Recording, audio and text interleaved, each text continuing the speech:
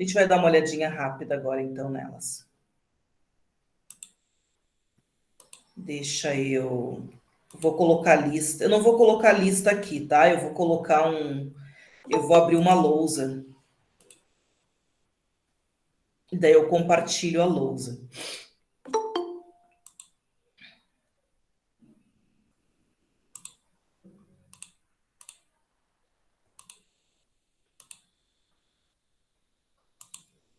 Ó, eu vou compartilhar a minha tela.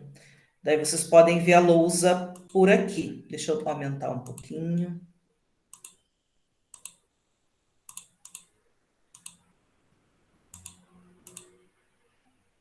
Não, vou deixar em 50 mesmo. Tá. A colega pediu o exercício 7, então a gente vai dar uma olhadinha no 7. Espera aí que eu mexi no meu arquivo, então eu vou tirar o que eu mexi. Eu mexi nele ontem. Só para deixar a lista como ela estava. Tá mais ou menos aqui. E a gente vai ver ele rapidinho, tá? Deixa eu ver, deixa eu compartilhar isso com vocês. Vocês estão enxergando... Peraí. Aqui. Todo mundo tem acesso ao exercício 7 e estão olhando ele? Não, prof, mas eu já entro. Tá. Lá no exercício 7, está dizendo que uma pessoa que está lançando um peso, ele lança esse peso com uma velocidade de 20 metros por segundo e ele lança com um ângulo de 38 graus, tá? Então, se fôssemos desenhar a situação, o que está acontecendo ali é mais ou menos isso. Fazendo esse exercício aqui, automaticamente a gente consegue fazer o 8 também, tá? Acho que o 8, deixa eu dar uma olhada aqui. Dá para fazer o 8 e o 9, depois eu dou a dica ali se vocês tiverem dúvidas nele. Fazer mais ou menos isso aqui, ó. Aqui o eixo X, o eixo Y. A pessoa lançou a bola num ângulo de 20 graus. Não, com velocidade, né, de 20 metros por segundo. Então, tem uma velocidade aqui. E essa velocidade é 20 metros por segundo. Eu confesso que eu odeio escrever nessa lousa aqui. Tô louca para escrever no quadro. E ele faz isso num ângulo de 38 graus. A gente fez algo parecido com esse na semana passada, né? E lá nos videozinhos a gente também viu. Tá pedindo aqui para decompor, ó, achar a componente horizontal e vertical da velocidade, né? Onde estão essas componentes? No eixo X e no eixo Y. Então, no eixo X ela está aqui. Né?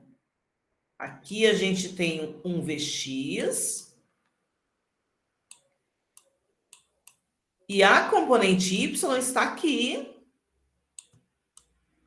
no eixo Y. E aqui ela é um Vy. Aí nós vimos, né, na aula passada, que existe uma equação para a gente determinar esse Vx e uma equação para a gente determinar o Vy. Quais são essas equações? Vx é igual a quem? É A vezes o cosseno do ângulo. Deste ângulo, né?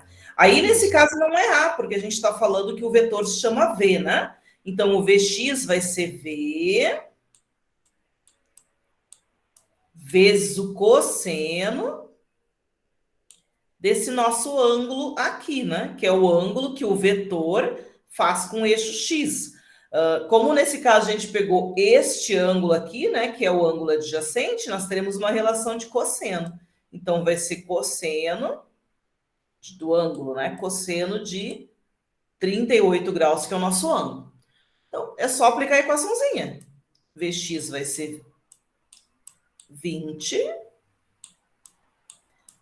vezes o cosseno de 38 graus.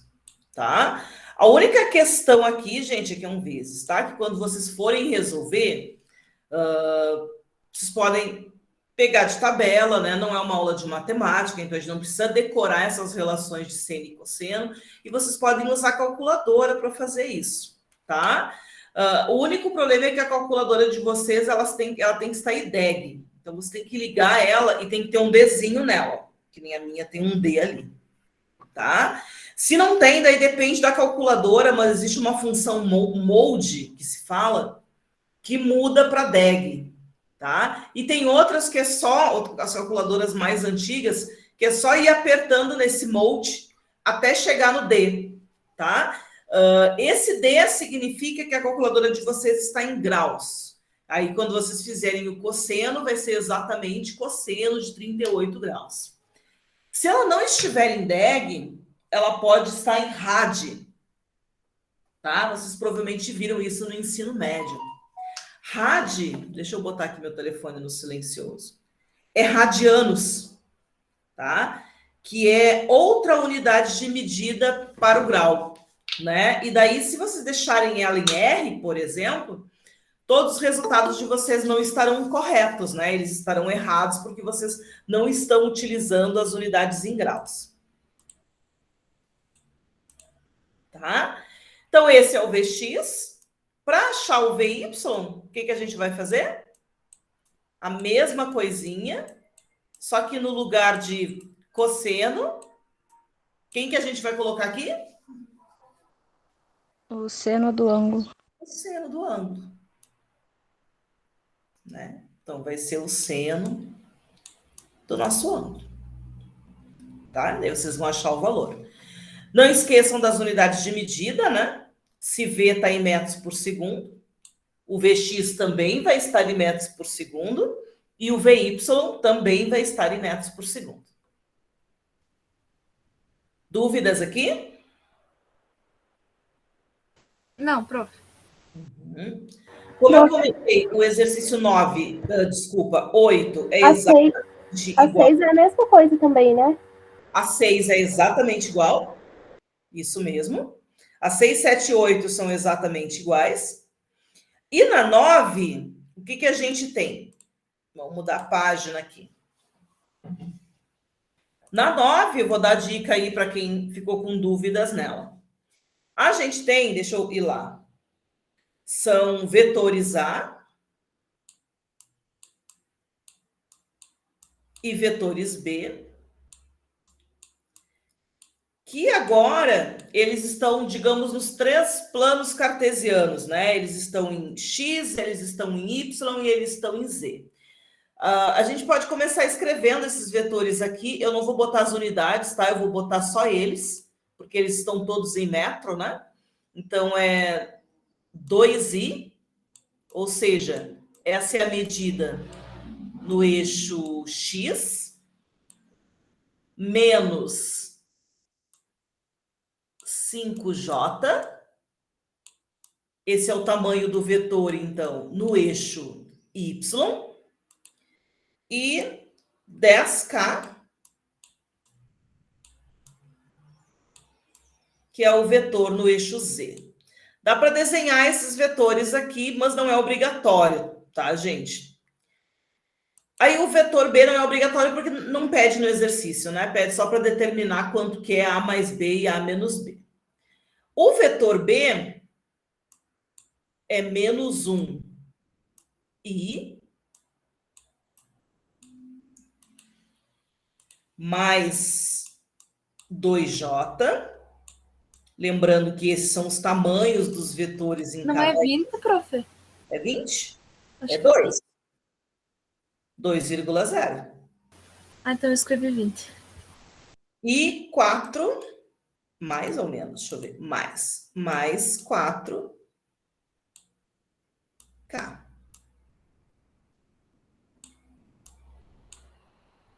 E na letra A gente quer saber A mais B. O que a gente vai fazer para achar A mais B? Como a gente não desenhou os vetores aqui, a gente vai fazer o somatório desses vetores. Só que a gente tem que tomar cuidado, tá? Como é que a gente vai fazer o somatório? A gente soma I com I, ou seja, X com X. A gente soma J com J, ou Y com Y, e K com K, ou Z com Z. Então, o nosso resultado vai dar um outro vetor que vai ter um eixo Y, um eixo J e um eixo K. Na subtração, na letra B, não vou fazer, eu vou deixar que vocês façam, né? Porque é uma continha básicazinha. Mas na letra B, a única diferença é que ao invés de somar, nós vamos subtrair esses vetores, né? E a gente também vai achar um resultado que vai ter um resultado em Y, em J e em K também. Então, vai ser, digamos, uma resposta em 3 dimensões. Tudo bem aqui? Prof, Fala. na C da 8, que o ângulo, que o vetor C tá pro outro lado do Y ali, como é que tem que fazer pra fazer vezes o cosseno e coisa arada? A mesma coisa. Ó, Porque ele não tem o ângulo ele de tem... Ele tem, olha lá, eu vou desenhar e vou colocar só ele aqui para te enxergar. Espera aí que ficou torto.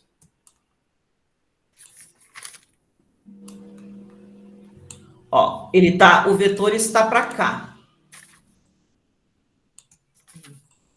Isso aqui só fica reto quando quer. Aqui. Aqui tá o C. Certo? Daí lá no desenho original, se vocês forem olhar, ele tá assim, ó. Deixa eu ver como é que ele tá. Aqui tá o B, né? Não vou desenhar todos, mas aqui tem um ângulo θ. Esse θ na questão está dizendo que vale 30 graus. Este aqui, né? Então, esse θ vale 30 graus. E aqui tem um desenho assim, né? O que significa esse desenho aqui, gente? Lá da 90, matemática? Oi? o ângulo de 90. Aham. Então, isso aqui significa um ângulo de 90. Então, qual é este ângulo grandão aqui, ó? Quanto vale esse grandão que representa o ângulo de C? 120. 120. 90 mais 30. Então, esse é o ângulo que vocês vão usar para fazer, né? Para colocar os vetores no eixo X e no eixo Y. Aí, de onde que eu estou botando aquilo ali? Não é unidade medida. 120 graus. Né? Então, vai ser cosseno de 120 e seno de 120, tá? Vocês vão ver que o cosseno de 120 é um valor, quando vocês fizerem, vocês vão ver que ele é negativo. E ele tem que ser negativo, né? Porque ele tem que cair... Espera aí que ficou torto. Ele tem que dar um ângulo exatamente, a decomposição dele, né? Desse C tem que ficar para cá, né? E para ele tem que ser um CX aqui.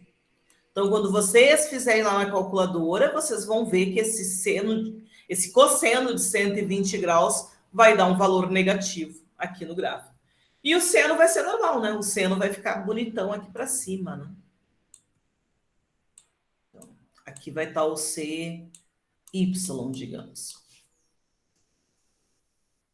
Tudo bem aqui?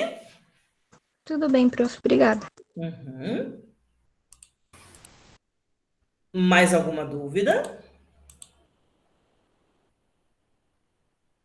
Então tá, eu vou tirar dessa tela e eu vou compartilhar uma janela com vocês, que é a janela da aula de hoje.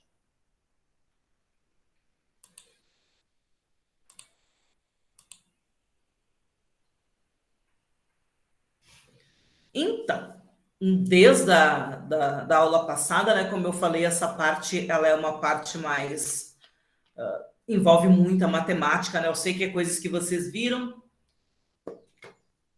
mas é uma parte que vocês já viram há um determinado tempo, então talvez essas lembranças, né, sejam um pouquinho mais complicadas, mas a gente vai tirar de letra, né? E daqui a pouquinho essa parte finaliza e a gente vai para outras partes mais interessantes aí da física. Eu considero mais interessantes, eu acho essa também aqui meio chatinha, né?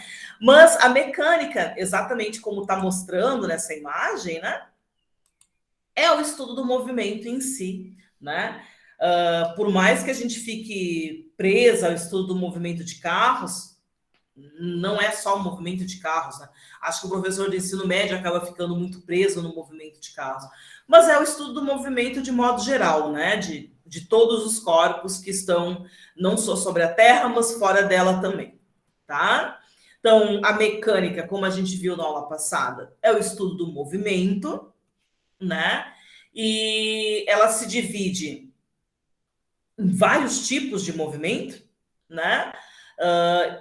Basicamente, para estudar esse movimento, a gente vai dividir o estudo em 3 partes. Uma é a dinâmica, que é a causa do movimento. A outra é a cinemática, que são os efeitos causados por esse movimento. E a questão da estática, que é a questão de equilíbrio, tá? A gente vai ver rapidamente a estática, né? A estática sobre o equilíbrio e a cinemática hoje, a gente vai dar uma relembrada. Esse estudo da cinemática ele é um pouco amplo, então a gente não vai ver todos esses efeitos desse movimento hoje, mas veremos aí durante o nosso curso. E a parte da dinâmica, essa a gente vê com certeza só em janeiro, né? Presencialmente, quando se tudo der certo, né? Quando voltarmos presencial. Tá? Bom, a estática, exatamente como foi falado ali no slide anterior, ela está relacionada ao equilíbrio dos corpos, tá? Então, ela é a parte da física dentro da mecânica responsável pelo equilíbrio. Então, essa parte da física pode não ser tão importante assim para vocês que são da área da química, né? Mas, por exemplo, o povo que faz fisioterapia, que faz a disciplina de biofísica, para eles é importante compreender o equilíbrio. Claro que tem outras coisas relacionadas ao equilíbrio de corpos, né, de seres humanos, né? Existem, na realidade, líquidos que são formados no cérebro, que também nos ajudam no equilíbrio. Existem reações químicas e físicas que fazem isso. Mas isso não faz parte do nosso estudo.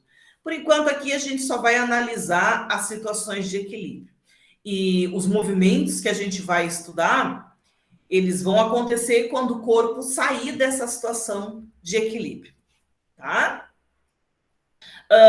Quando eu falo para vocês, né, um corpo está em equilíbrio, o que vocês imaginam? Quando que um corpo está em equilíbrio?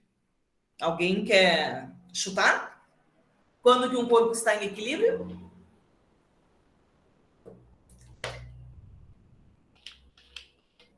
Alguém faz ideia? Quando os dois lados deles estão alinhados? Pode ser, né? Se a gente voltar aqui nessa imagem, ó, essa pessoa está em equilíbrio. Tudo bem que essa imagem é forjada, né? Mas a gente consegue. Existem pessoas loucas que fazem isso, né? Então, se ela conseguir permanecer, né? Se as forças que estiverem agindo sobre ela estiverem. Eu não queria falar o termo, senão eu vou falar a resposta, mas se elas estiverem todas iguais, um do lado como do outro, este corpo estará numa situação de equilíbrio. Essas pessoas aqui também, né, da imagem anterior, né? Elas conseguem fazer alguma coisa com que tudo que está de um lado está igual exatamente ao que está do outro lado. Então, elas conseguem ficar exatamente nessa situação de equilíbrio, né? Tem mais algum momento onde um corpo está em equilíbrio que vocês sabem?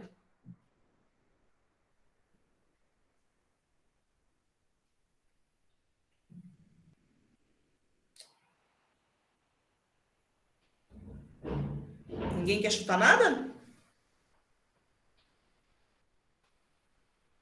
Bom, fisicamente falando, um corpo está em equilíbrio de 2 situações, tá? Se ele está em repouso, que é o que a gente chama de equilíbrio estático, ela está em equilíbrio.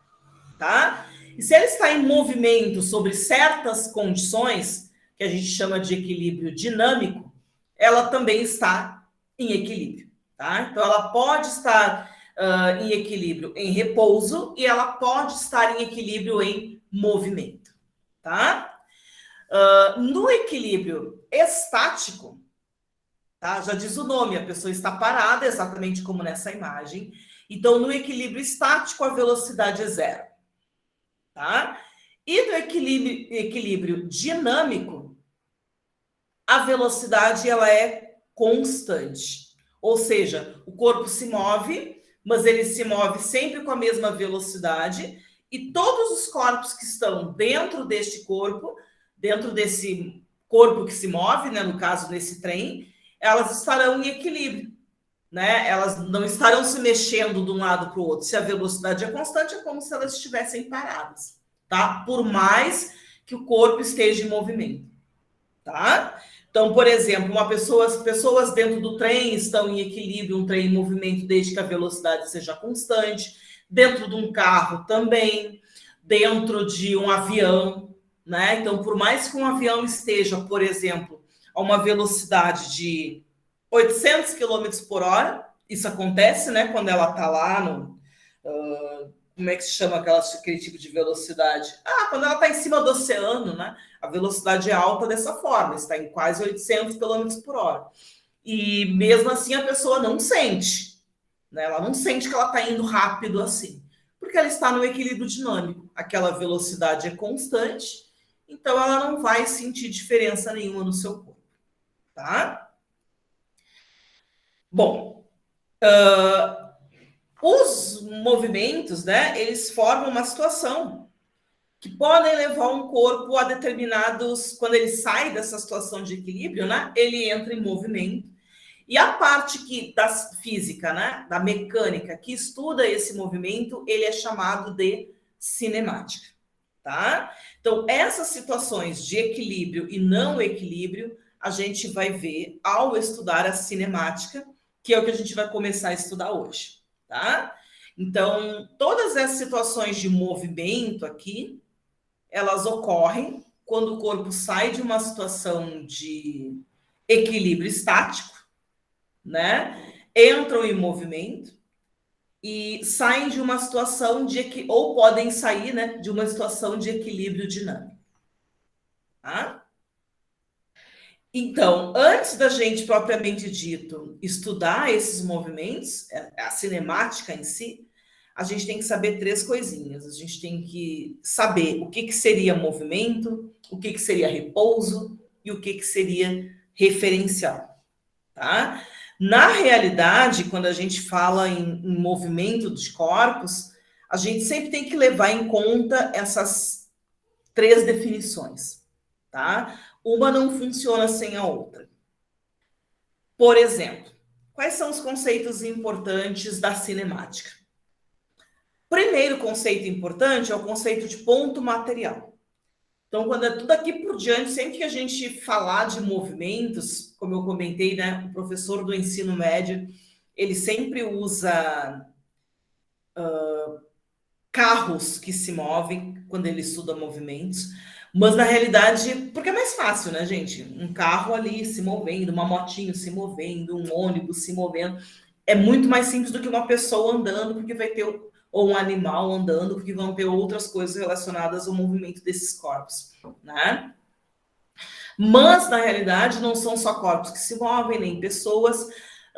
Como posso definir corpos, pessoas, carros? Na realidade, eu vou falar de ponto material. Então, na física, se usa bastante esse termo, tá, gente? Ponto material. Que é quando um corpo ele possui dimensões desprezíveis em relação ao estudo. Então, a gente pode estar falando de um ponto material, esse ponto material pode ser um carro, esse ponto material pode ser uma pessoa, pode ser uma formiga, pode ser uma tartaruga, é só termo utilizado na física, tá? E um corpo extenso, já não, tá? Um corpo extenso, ele possui dimensões importantes no estudo do fenômeno. Ou seja, quando o corpo se mover, digamos, um trem como esse aqui, né? se eu tenho ele com todas as suas partes, né, essa locomotiva aqui com todas as suas cabines, né, o movimento vai ser um. Se eu diminuir, tirar uma cabine, o movimento é outro. Se eu tirar metade das cabines, o movimento é outro. Então, a dimensão do corpo, ela modifica o movimento. Mas a gente vai ver mais tarde, quando a gente for estudar corpos, a causa desses movimentos acontecerem. Tá? O que seria o referencial? Digamos, este ônibus, gente, ele está... Vou pôr uma pergunta para vocês, tá? Esse ônibus, ele está em movimento ou ele está em repouso? Olhando a foto, a gente já pode responder essa pergunta. O que vocês acham? Está em movimento. Está em movimento. Ok. O motorista, a gente consegue aqui rapidamente ver a face do motorista, né? O motorista concorda com a afirmação de vocês? O que vocês acham?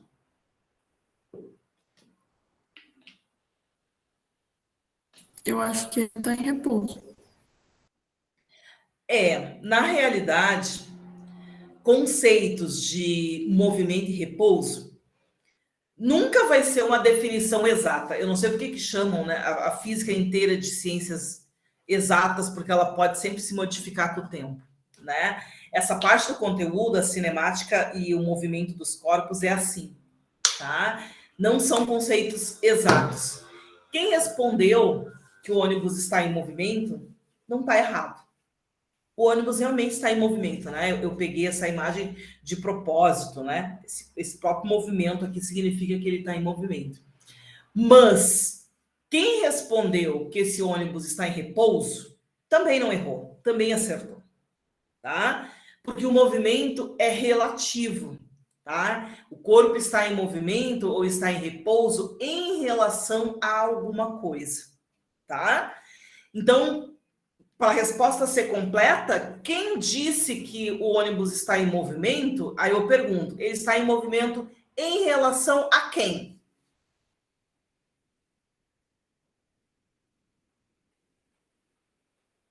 Ao chão? Ao chão. Em relação ao chão.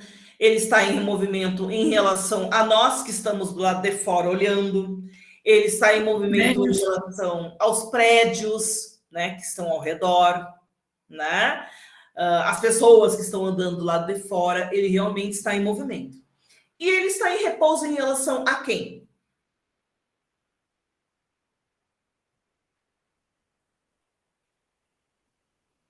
A quem está lá dentro? A quem está lá dentro. Né? Então, em relação ao motorista, ele está em repouso, né?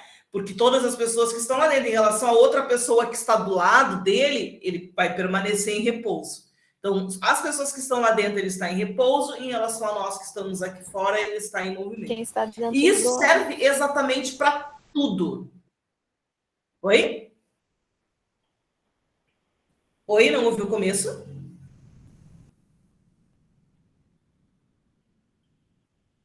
Alguém falou e eu não ouvi o começo da frase.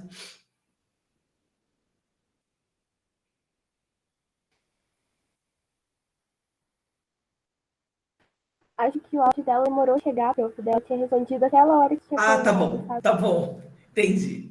Então, assim, gente, ó, falar em movimento é uma coisa sempre relativa, tá? Tudo isso que eu comentei agora é para dizer para vocês que tudo vai depender do referencial, tá? Então, eu não posso dizer que um corpo está em repouso sem dar o referencial deste corpo. E também não posso dizer que ele está em movimento sem dar o referencial desse movimento. E isso na física, ele acho que é a parte mais importante, tá? Para a gente determinar qual a velocidade que um corpo andou, qual é a distância que ele percorreu, se ele está em repouso, se ele está em movimento, tudo vai depender do referencial, tá? Até porque não existe situação de repouso absoluto. Por quê? Vocês fazem ideia por que não existe a situação de repouso absoluto? Eu estou querendo dizer que nós seres humanos, nunca estaremos numa situação de repouso absoluto. Por quê? Porque a Terra sempre está se movimentando. Isso. Aí nunca vai estar em repouso. Isso, em relação à Terra, nós sempre vamos estar em movimento, porque a Terra se move ao redor dela e ao redor do Sol, né? Então, situações de repouso absoluto não vão existir, né? Tudo depende do referencial, tá bom? Bom, vamos continuar aqui. Vamos responder essa questão aqui antes da gente seguir. Tem um ônibus, ele está se deslocando com velocidade constante. A gente vai ver depois que se essa velocidade muda, um monte de coisa vai acontecer de diferente com o corpo, mas por enquanto ele está se movendo com velocidade constante, em relação a uma rodovia reta que vai atravessar uma floresta. Aí o passageiro dentro do ônibus faz a seguinte afirmação: as árvores estão se deslocando para trás. Essa afirmação, o que vocês acham? Está certa ou errada? Pois, considerando-se a estrada, as árvores, os ônibus como referencial, quem é que está se movimentando? Leem as afirmativas, as afirmações e me digam qual que vocês acham que é a correta. Eu acho que é a C. Alguém sugere outra coisa? Exato. Ah, só aqui. A C, né? Então, essa afirmação ela é correta, pois, considerando-se como referencial o ônibus, são as árvores que se movimentam, tá?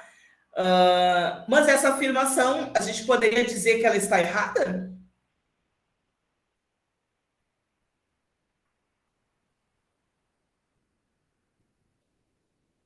Não. Acredito que Não dá para dizer que ela está errada, tá, gente? Porque as outras opções aqui, ó, não estão corretas, tá? Em relação a como foi dada a resposta. Obrigatoriamente tem que ser essa aqui, tá? As árvores estão realmente em repouso também, né? Mas elas estão em repouso em relação a quem?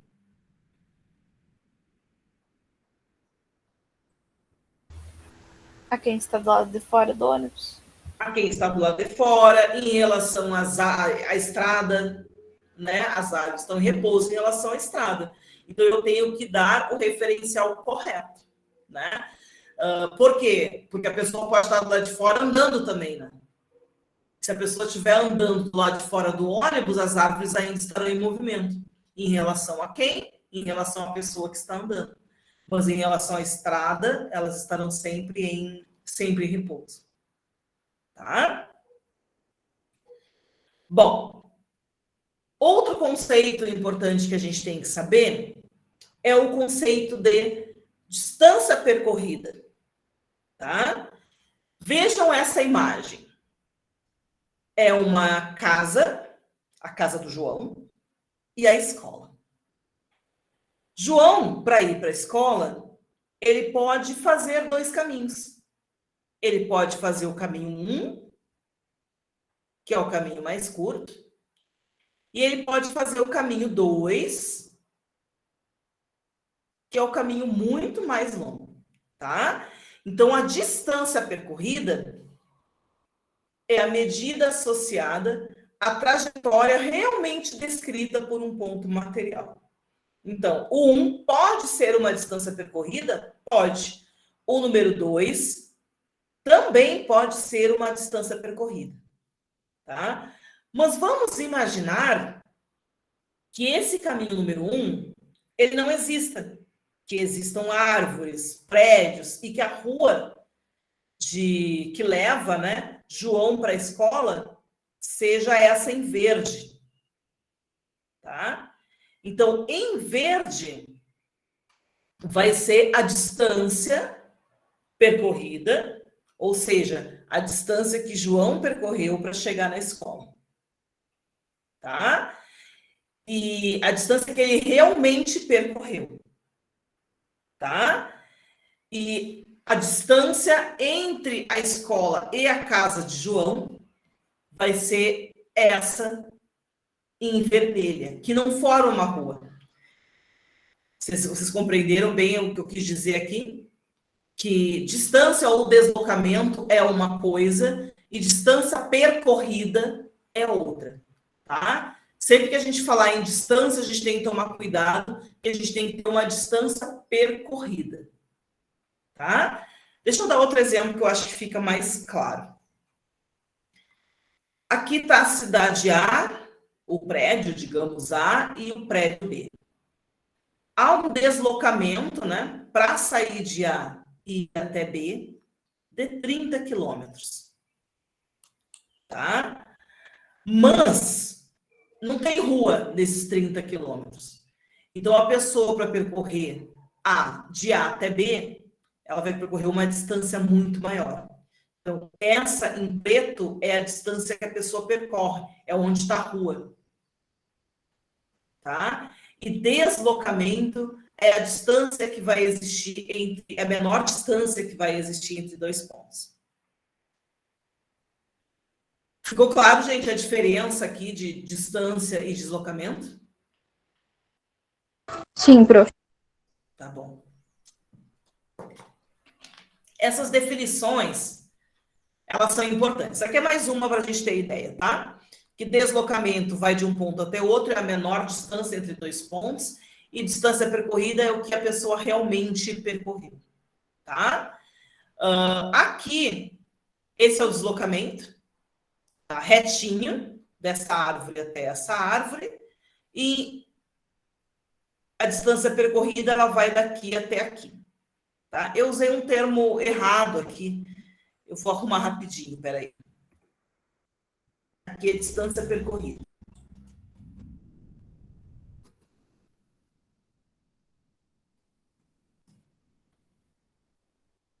Não vou me escrever errado, né? Aqui é a distância percorrida. Então, se a gente relacionar a distância que uma pessoa percorreu com o tempo que ela andou, a gente vai determinar uma grandeza conhecida como velocidade, tá? Então, velocidade é a relação entre a distância que a pessoa percorreu e o tempo que ela levou para percorrer, tá? Por exemplo, aqui. Com que velocidade essa gota está caindo? Se a gente quer saber essa velocidade, a gente tem que primeiro calcular a distância que ela percorre. Vamos fazer isso aqui na calculadora, ó. Qual é a distância que ela percorre? Vamos imaginar que ela está saindo exatamente, vamos botar aqui, ó, daqui. 8, quanto vocês querem colocar no papel o valor de ΔX? 8,2. Tá bom. 8,2 centímetros ali com a nossa régua. Será que a gente consegue pegar um cronômetro e calcular quanto tempo ele vai levar para cair? Bem mal, né? A pessoa quer fazer isso, vai dar segundinhos, né? Eu vou fazer aqui. Façam no celular de vocês. Alguém está com o celular próximo? Eu tô, prof. Isso. Calcula aí também, vamos ver quanto que vai dar. Fica olhando ali no 8,2 centímetros e quanto tempo ela leva para chegar no zero. O meu deu 1,22. Aproximadamente isso. O meu também deu 1,20. Vamos botar um ΔT aqui de 1,22 segundos.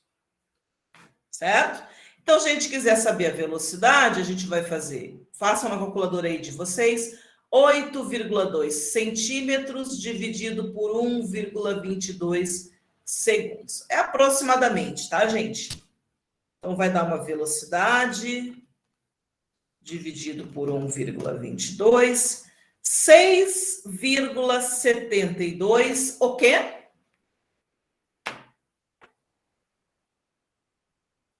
Centímetros por segundo. Então, o que quer dizer essa velocidade? Que em 1 segundo, né, essa gotinha aqui percorre 6,72 centímetros, tá? É isso que quer dizer a velocidade com que ela cai. Tranquilo até aqui?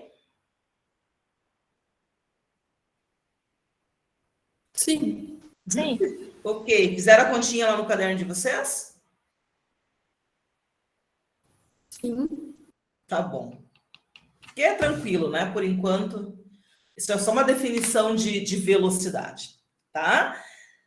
Bom, sabendo essa parte do conteúdo, que eu sei que vocês já viram no ensino médio, né? A gente pode ter um pouquinho de noção sobre os movimentos, tá? Existem na física, gente, vários movimentos. Mas antes da gente ver ele, eu quero contar uma historinha para vocês. Isso não tá lá no Moodle, tá? Isso eu estou gravando agora e eu vou disponibilizar só depois aí para vocês. Mas essa parte da física, ela começou há muitos anos atrás, né? Por esse cientista. Alguém sabe quem é esse cientista?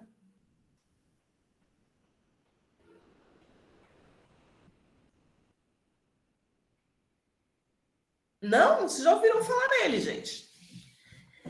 Esse é Galileu Galilei. Acho que eu não botei o nome dele.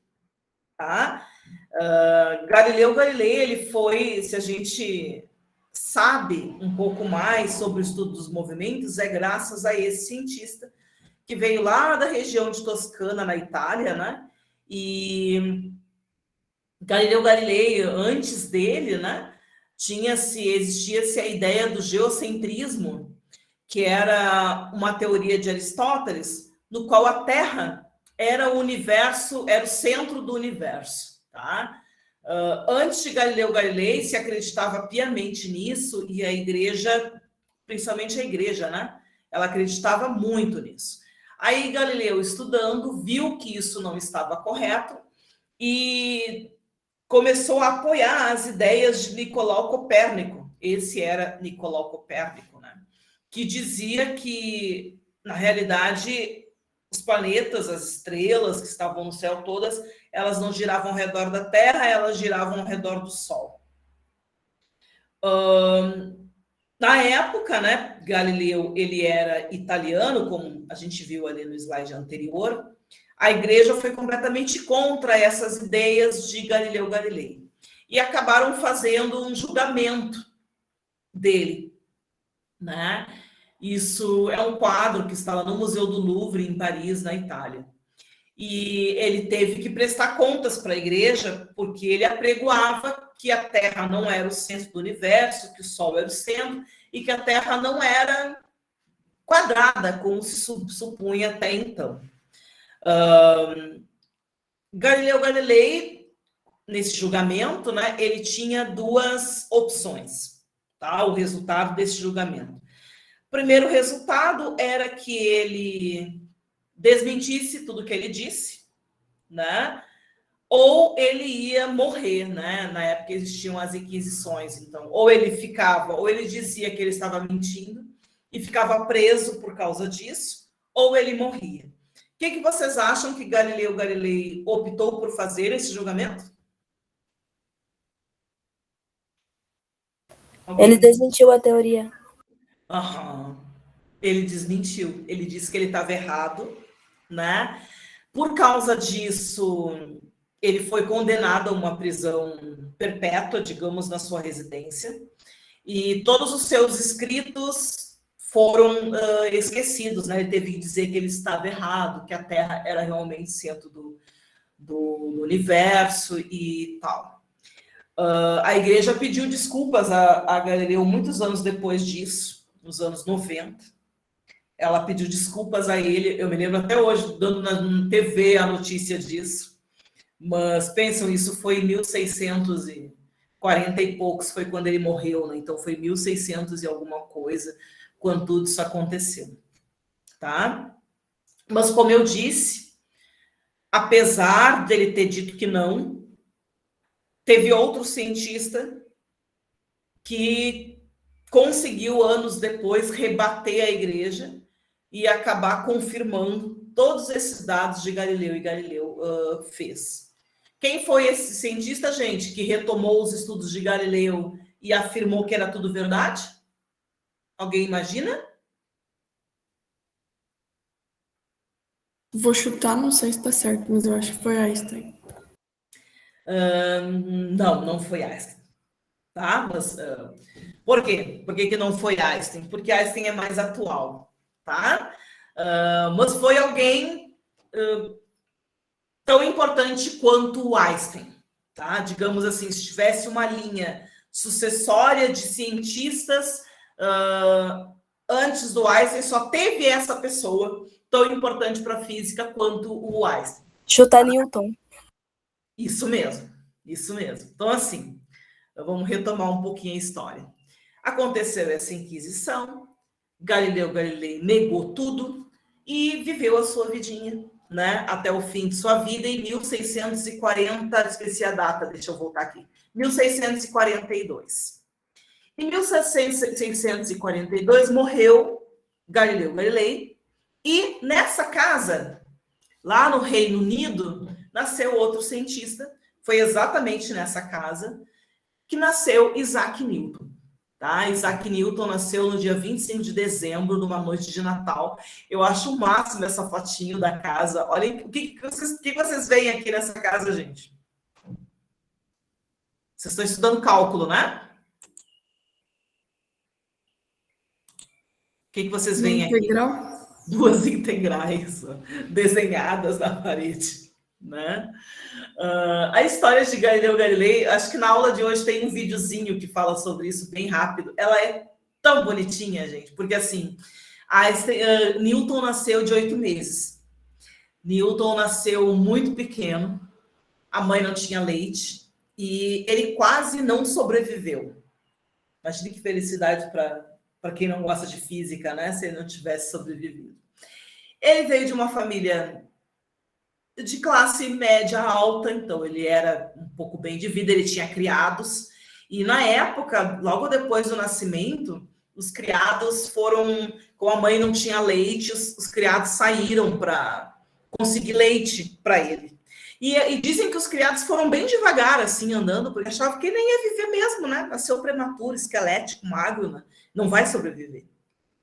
E ele viveu até os 80 e poucos anos.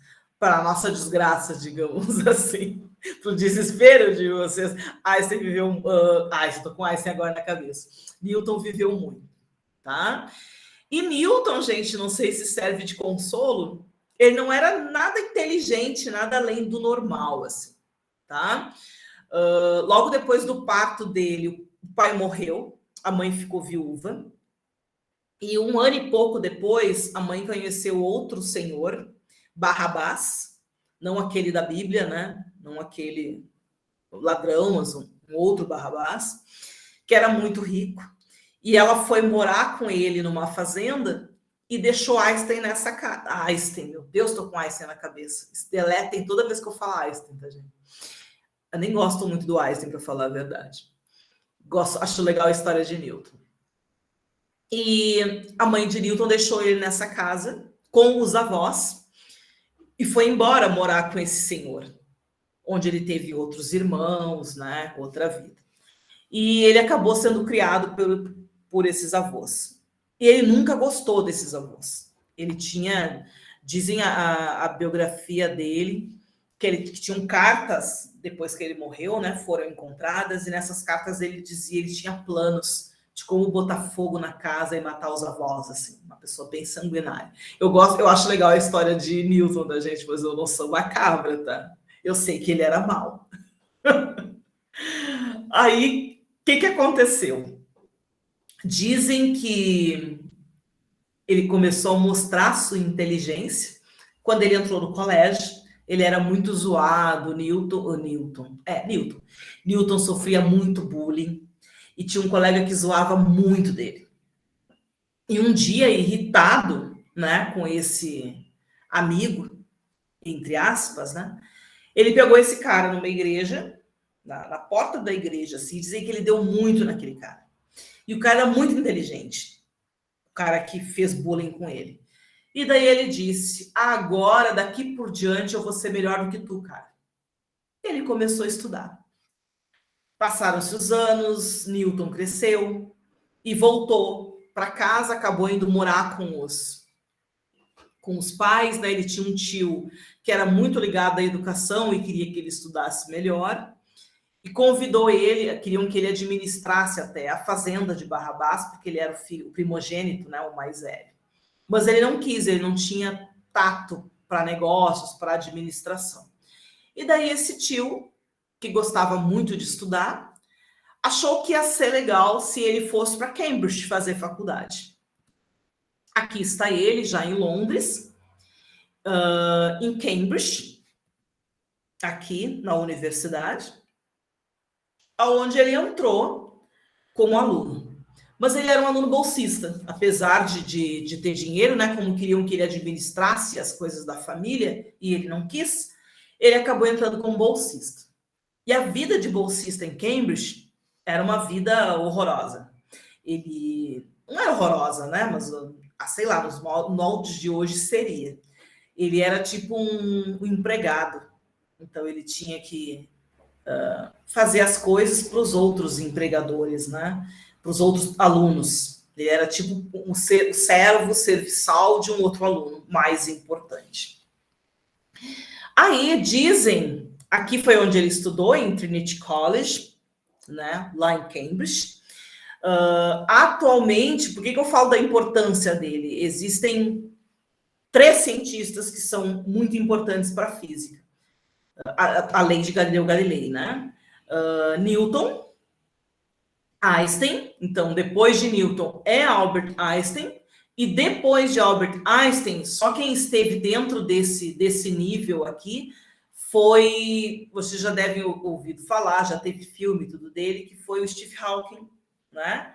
Que morreu recentemente, que não era tetraplégico, né? Que tinha doença, era ela, né? Que tinha ela, que era cadeirante, e que esteve na cadeira por um bom tempo, na mesma cadeira de Newton, de Isaac Newton.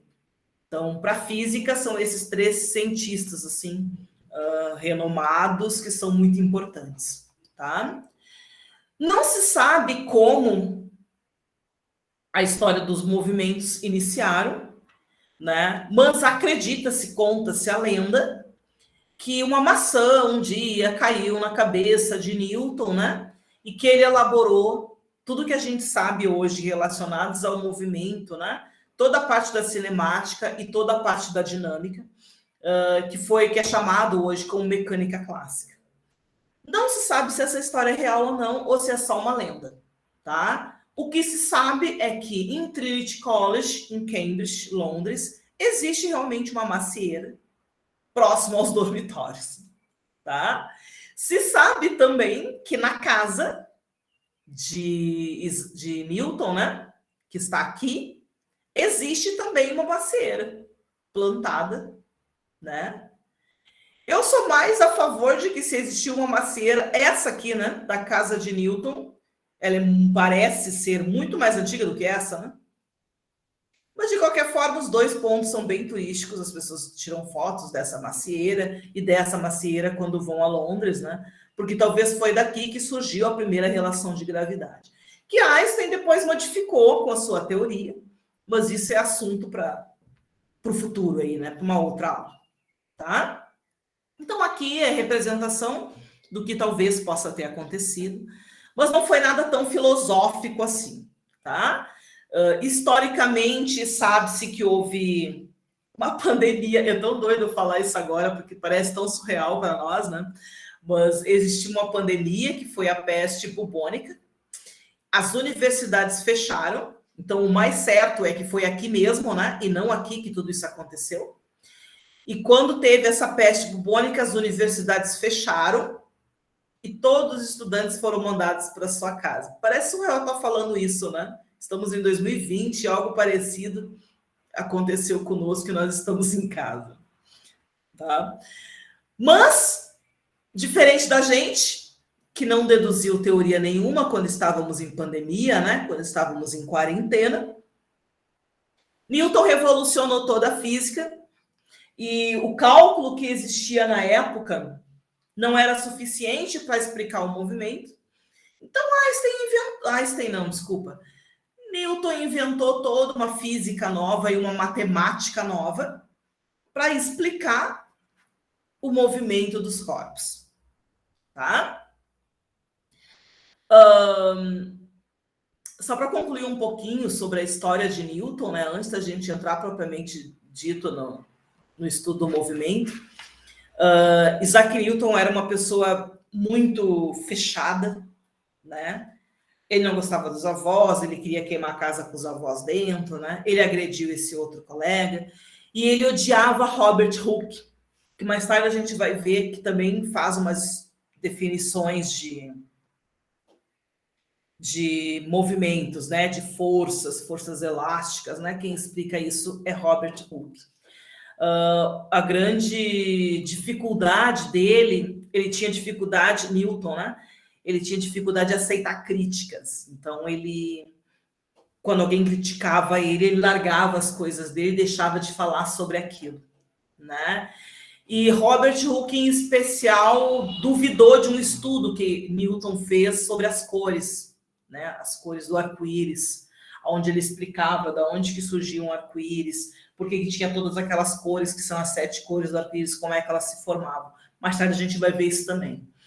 E ele acabou não publicando nada de suas teorias, porque ele não aceitava críticas de jeito nenhum. Uma das histórias mais tristes dele com Robert Hooke é que tudo que a gente sabe de Robert Hooke, a gente sabe depois da morte de Robert Hooke, porque Newton conseguiu praticamente destruir a carreira de Robert Hooke enquanto Robert Hooke estava vivo. Isaac Newton tinha mais influência. Então, ele conseguia rebater, ele conseguiu entrar na justiça, ele conseguiu queimar o material que o Robert Hooke tinha escrito. Ele era uma pessoa muito estranha. Mas ele gostava de algumas pessoas. Uma pessoa que ele gostava era o Halley. Já ouviram falar em Halley? Cometa Halley?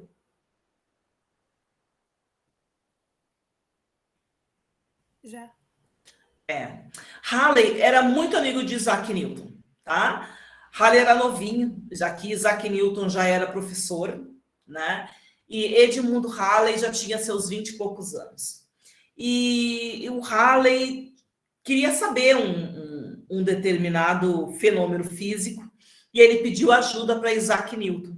Então, todos os dados relacionados ao movimento dos corpos estavam guardados. Newton não tinha publicado nada e Halley insistiu que queria ver esses resultados. Newton trouxe esses resultados em direção a Halley, os dois olharam, ele ficou admirado e insistiu para que Newton publicasse seus resultados. E assim surgiu o livro Princípios Matemáticos, Naturais e Filosóficos. Esse livro está lá no museu em Cambridge, na universidade, e é um livro onde explica toda a parte dos movimentos que nós vamos ver na aula de hoje. Tá? Vamos começar a ver na aula de hoje.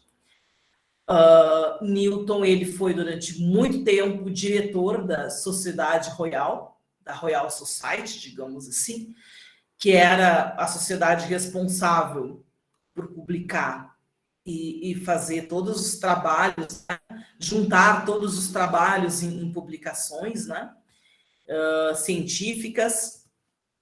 Halley montou um dos primeiros telescópicos existentes, então ele conseguiu observar o universo, né? Atualmente ele está enterrado nessa abadia, né, de Westminster, que foi onde casou a princesa. Na abadia casou o filho do príncipe, né? O príncipe William casou nessa abadia, que é onde Newton está enterrado. Essa abadia também aparece no filme do Dan Brown, deixa eu ver qual deles.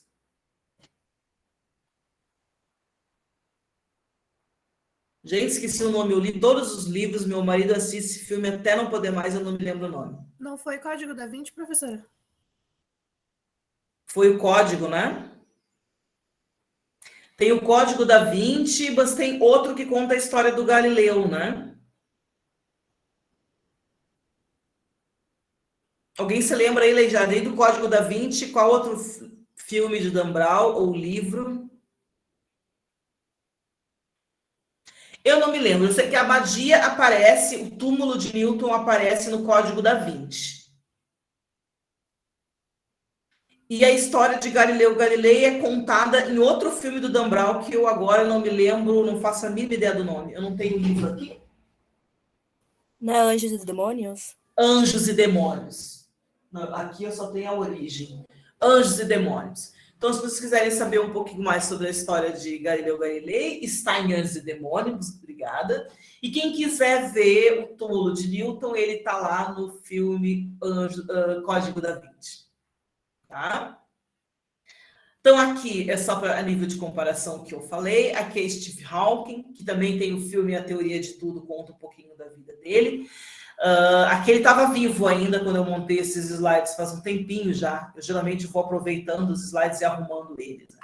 Mas o Steve Hawking, ele esteve na cadeira de Newton, né? Newton virou Sir, Steve Hawking também virou Sir, né? Não são das mesmas áreas, mas o Steve Hawking trabalha com buracos negros, né? Mas trabalhava, né? Que ele já morreu, já faleceu faz alguns anos, uns 2, 3 anos. Mas a genialidade, digamos assim, ela é comparável a Isaac Newton e Albert Einstein. Eu não botei Albert Einstein aqui por motivos pessoais da gente, eu não gosto muito do Albert Einstein, eu não botei ele aqui, mas ele se iguala a conhecimentos aos dois também. Bom, o que a gente vai começar a ver hoje é um pouquinho do que Newton fez, tá? Então, Newton dividiu o movimento dos corpos em várias partes. Aqui são os mais comuns, né? O MRU, o MRUV, o MQL e o movimento de projéteis, que são os movimentos que a gente vai dar pinceladas e vamos ver algumas coisas sobre eles nas próximas aulas, tá? O que significa essa sigla? MRU é movimento retilíneo uniforme, MRUV é movimento retilíneo uniformemente variado, o MQL é movimento de queda livre, e aqui é projéteis, né? Então, é um movimento, tipo movimento de canhões, né? Que fazem uma trajetória inclinada, tá? E daí vai ser útil os vetores que a gente vai... Por isso que a gente viu os vetores, né? Por causa desses movimentos que não são nem verticais, nem horizontais, tá? Quais as diferenças desses movimentos? O MRU é movimento retilíneo uniforme, ou seja, movimento com velocidade constante. O MRUV é um movimento cuja velocidade varia ao longo do tempo. O MQL é um movimento vertical. E o projétil eu já falei, né? Ele é inclinado, tá? Hoje a gente vai rapidamente relembrar o MRU, o movimento retilíneo uniforme. Onde é que a gente vê o MRU? Aqui eu acho que o pior exemplo que o professor pode dar para MRU é movimento de carros. Porque um carro dificilmente vai andar com velocidade constante, né? Ele vai ter que diminuir a velocidade, ele vai ter que aumentar a velocidade, ele vai ter que parar, né? No trânsito normal não tem como. Já os movimentos retilíneos uniformes, eles vão acontecer quando? São movimentos retos, são movimentos uniformes. Então, um metrô, por exemplo, um trem, geralmente ele anda em MRU, se ele não está próximo a uma estação, tá? Um avião também, se ele não está próximo de sua subida e da sua descida, ele vai se mover em MRU. Uma escada rolante, aqui, né, vai se mover em MRU. É inclinado, né, mas existem plataformas horizontais, né, principalmente em aeroportos, então, que se movem em MRU. Aqui também é reto, né? Quer dizer, aqui é inclinadinho. Não é projéteis porque a velocidade é constante. Uma esteira também anda em MRU, tá? Então, as características desse movimento ele possui velocidade constante e o ponto material vai percorrer distâncias iguais em tempos iguais. Os movimentos, eles são mostrados a partir de equações, tá? Então, como no MRU a velocidade é constante, a função, eu vou chamar essas equações de funções, tá? Então, a função da velocidade vai ser a mesma do MRU, distância dividido pelo tempo, e o corpo vai percorrer, porque ele percorre distâncias iguais em tempos iguais, né? E se a gente quiser determinar a posição dele, a gente relaciona a posição que ele tinha no início com sua velocidade e o tempo, tá? Então, essas são as grandezas que são importantes para o movimento em MRU, tá? Olhem este exemplo, é um exemplo de MRU. Eu vou fazer esse aqui rapidinho com vocês, e daí lá no Moodle tem um videozinho gravado onde eu faço mais um exemplo sobre essa parte do conteúdo. E daí depois desse momento aqui presencial, quero que vocês deem uma olhadinha lá, tá? Mas o que vai acontecer? É um ponto material, ou seja, um corpo que se move, e ele tem essa função horária. X igual a 80 mais 20 vezes t no sistema internacional, tá? Esse SI é o sistema internacional, que nós vimos lá nas nossas primeiras aulas, tá? E vejam que essa função horária, ela é toda dada em vetores, tá? Porque as posições e as velocidades são grandezas vetoriais. Por isso que tem esses vetores em cima. E se são grandezas vetoriais, elas têm direção e sentido, tá? Nessa questão, está fazendo duas perguntas. Primeiro, a gente quer saber qual a posição inicial e depois a gente quer saber a velocidade do corpo. Olhem lá. Para responder a letra A gente compara a função que foi dada no exercício com a equaçãozinha. E daí a posição inicial é o número que está sozinho. Vejam que foi botado um O aqui de X inicial, tá? X0, alguns professores chamam. Então, nesse caso, nossa posição inicial vai ser 80. E no sistema internacional, posição é medida em metros, então, 80 metros. Tá? Essa é a posição inicial. E a velocidade é o númerozinho que está na frente do T, né? De acordo com a equaçãozinha original. Então, a velocidade vai ser 20. No sistema internacional, como é que a gente mede a velocidade?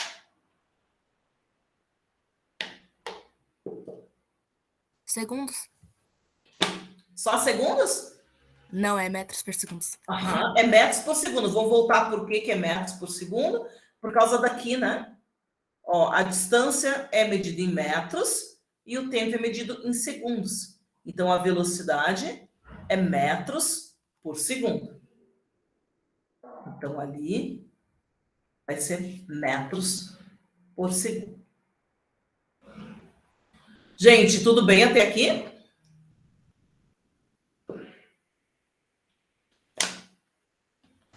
Tranquilo, prof. Dúvidas nenhuma?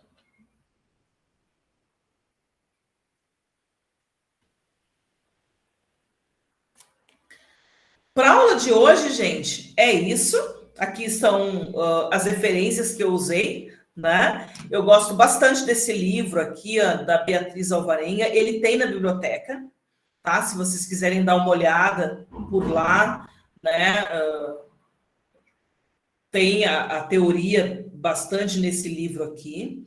Esse não é um livro de ensino superior, é um livro de ensino médio, é um livro mais teórico, que ele explica essas coisinhas aqui com uma linguagem mais simples, né? Já esse, não, esse é livro da faculdade. O volume 1 é o volume que a gente utiliza nessa disciplina, é o Halliday. Ele também tem na biblioteca, tem várias versões. Então, quem quiser pegar o livro e dar uma acompanhada por lá, pode olhar também. Esse aqui é um livro para física, mas é para ciências biológicas, que pode muito bem ser para física também, para alunos de química também, que ele é bem bonzinho, ele explica também essas grandezas. E esse também é muito bom. Esse é de ensino superior, só esse que não, mas esse é ótimo para quem quiser relembrar, né, essa parte dos movimentos. Amanhã, deixa eu voltar aqui, vou parar a apresentação. Amanhã eu vou disponibilizar alguns exercícios sobre essa parte do conteúdo. Eu não vou disponibilizar agora, porque eu quero que vocês deem uma olhadinha no exemplo que está lá, nesse restinho de aula aqui de hoje, né? Queria que vocês retomassem, dessem uma olhada. Tem outro exemplo lá, além desse que eu fiz aqui. Quero que vocês deem uma olhada. E amanhã eu vou mandar o link para vocês, que caso vocês queiram tirar dúvidas, daí eu estarei no link, e é só entrar durante o horário da nossa aula, que eu vou estar lá para tirar dúvidas. Tá bom?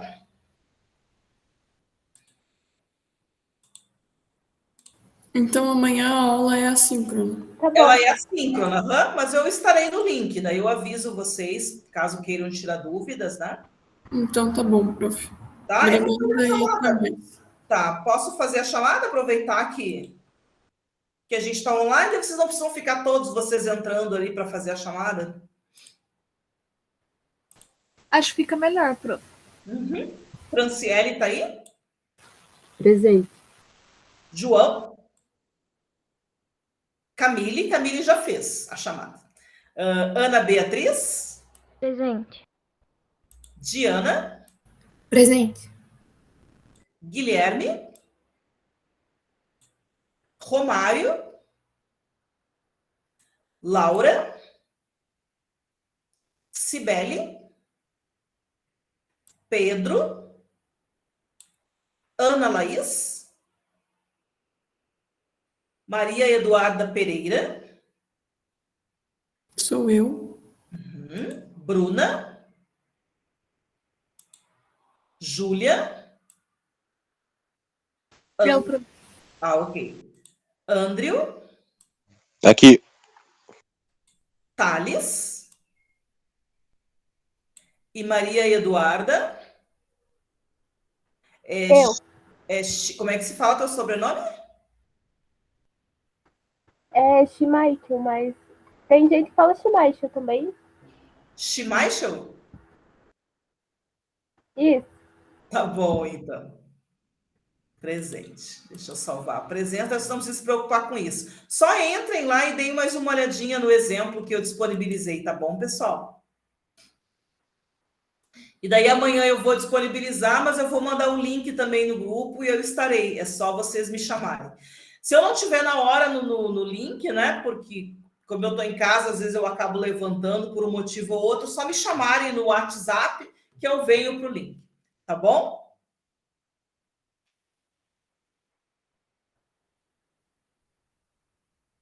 Tá bom, prof. Eu acho que está com delay na internet, né? Eu vou parar de gravar, então.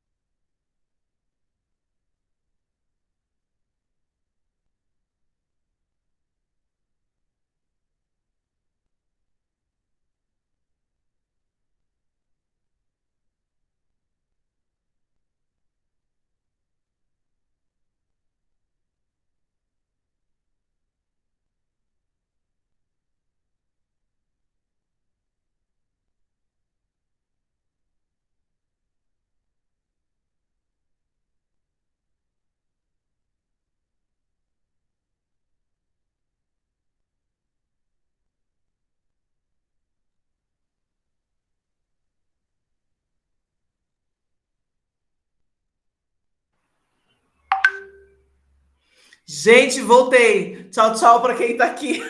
A minha internet pirou e eu acabei saindo sem querer. Tchau, tchau, pessoal. Tchau, prof.